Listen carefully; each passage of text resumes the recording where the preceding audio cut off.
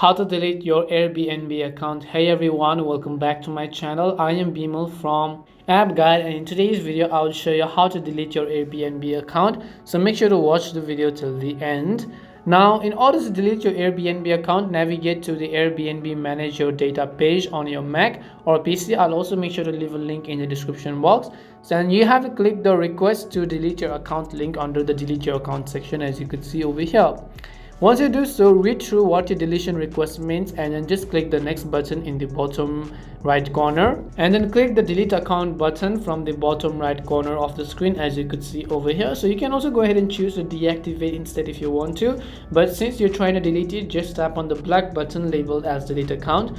Now once you click on the done button, it will send you an email in order for you to confirm and delete. So just go ahead and tap on the confirm button on your email to delete your Airbnb account permanently. And that's all it takes to delete your account on Airbnb. We hope the video was really helpful, and if it did help you, make sure to leave a like and subscribe to our channel. If you have got any more questions, feel free to also leave them down. Thank you very much for watching till the end, and see you soon in our next video.